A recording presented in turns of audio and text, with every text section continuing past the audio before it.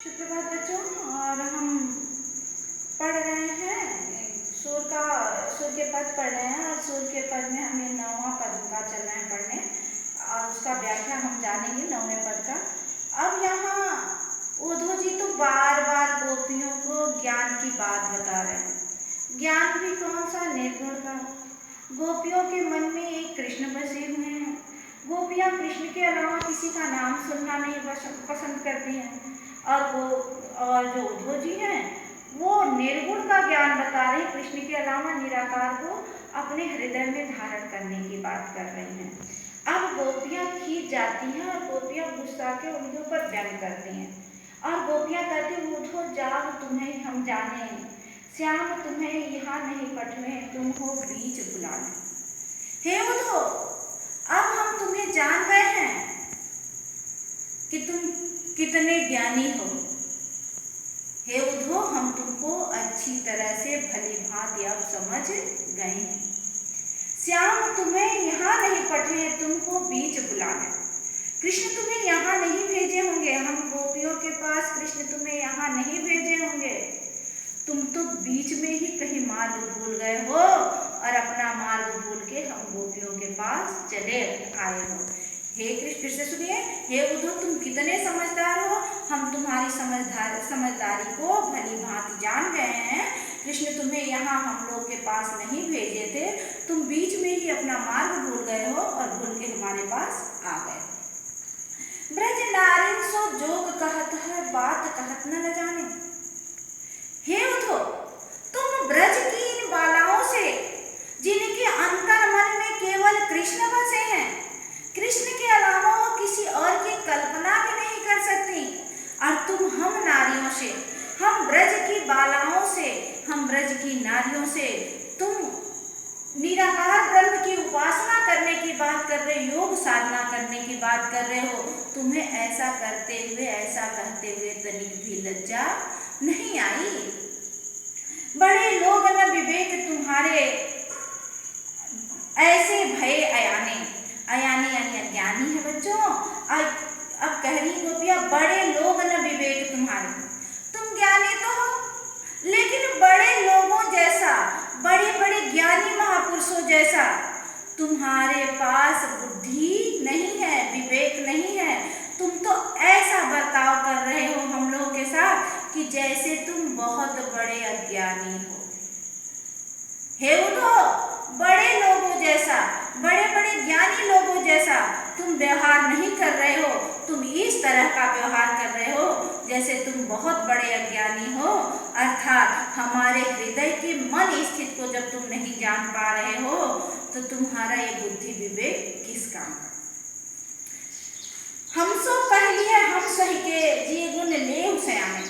हमसे तुम इस तरह की ओछी बात किए हो, छोटी बात किए हो, निराकार को धारण करने की बात किए हो, हम योग साधना करने की बात किए हो, हम ब्रज की नारियों से हमसे कह लिए हो। हम अपने हृदय में ही इस बात को छुपा लेंगे, अर्थात हम किसी अन्य से ये बात नहीं कहेंगे, क्योंकि हम बहुत समझदार हैं। मैं बहुत समझदार हूँ, मैं तुम्हारी भावनाओं को अच्छे ढंग से समझ रही हूँ। हे उद्धव, तुम हमसे इस तरह की बातें कर लिए, मैं इसको अपने हृदय में छुपा लूंगी, अर्थात मैं किसी अन्य के सामने नहीं प्रकट करूंगी, क्योंकि मैं बहुत समझदार हूँ, मैं तुम्हारी भावनाओं को समझ गई हूँ। कह अबला कह दशा दिगंबर, मट मस्ट करो पहचानो। हे उद्धव, इस अबला नारी, कहाँ ये अबला नारी? यानी जिस नारी को तुम अबला कह रहे हो वो कृष्ण के प्रेम में जलकर, कृष्ण के प्रेम में जलकर वो किस तरह से शिव का दिगंबर रूप धारण कर ली है। अर्थात प्रलयकारी, कब ये तुम्हारी बातें सुनते सुनते कब इसका रूप परिवर्तित हो जाए, कब ये भयंकर रूप धारण कर ले, इस स्थिति को, स्थित परिस्थिति को तुम भली भांति पहचान लो। अर्थात हे उद्धव, बार बार उसी बात को हमसे कहो मत। सांच कहो तुमको अपनी सब बूझत बात निदाने। निदाने यानी देखिए यहाँ मैंने लिख भी दिया है कि निदाने यानी अंत में, यानी समय रहते बूझ जाओ, समय रहते समझ जाओ। सांच कहो तुमको तुमको अपनी सो। हे उधो, मैं एकदम सच्ची सच्ची बात कह रही हूँ, खरी खरी बात कह रही हूँ, तुमको अपना कसम दे के कह रही हूँ, अपनी सौगंध दे के कह रही हूँ, समय रहते ये बात जान जाओ। तुम इस बात को समझ लो। सूर्य श्याम जब तुम ही पठे तब नैको मुस्काने। सूर्य श्याम यानी कृष्ण, हे उधो, जब कृष्ण तुम्हें यहाँ हम ब्रज की बालाओं के पास इस ब्रज मंडल में, इस गोकुल में भेज रहे थे, तो क्या कृष्ण तनिक भी तुमको देख के मुस्कुराए थे? यानी कृष्ण तुम्हारे ऊपर मुस्कुराए रहे होंगे, तुम्हारे ज्ञान को देख लिए होंगे।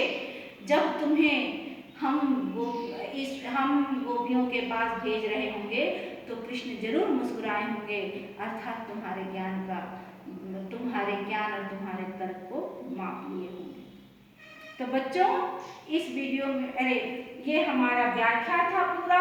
अब हमारा जो शब्दार्थ है वो पठे भेजा, अयाने यानी अज्ञानी, सयाने चतुर, मष्ट करो चुप रहो, निदाने यानी अंत में। अब बच्चों हम इसका प्रसंग आपको बताएंगे, संदर्भ आप जान ही रहे हैं। तो इसका प्रसंग यही है कि इस कवि सूरदास जी ने ऊधो द्वारा दिए गए ज्ञान के, बार बार दिए गए निर्गुण ज्ञान के, योग साधना के ऊपर, जो ऊधो द्वारा गोपियों को बार बार योग साधना का ज्ञान दिया जा रहा था, उस योग साधना के विरोध में जो गोपियों का कटाक्ष है उसका वर्णन यहाँ पे सूरदास जी ने किया है। यानी ऊधो के योग साधना पर व्यंग गोपियों द्वारा वर्णित सूरदास जी ने किया है। और इसका जो काव्यगत सौंदर्य होगा वो यही होगा, रस आपका वियोग श्रृंगार होगा, छंद के पद होगा, अलंकार उपमान उपरास होगा और भाषा ब्रज होगा। अब बच्चों उपमा कैसे आया, तो देखिए यहाँ इस पंक्ति में, ब्रज नारी सो जोग कहत। तो ब्रज की नारियों से क्या कह रहे हो आप? जोग कह रहे हो। यानी ब्रज की नारियों से तुम क्या करने के लिए कह रहे हो? ब्रज की नारियों से जोग करने के लिए कह रहे हैं, यानी ब्रज की बालाओं से योग साधना करने के लिए कह रहे हो। तो बच्चों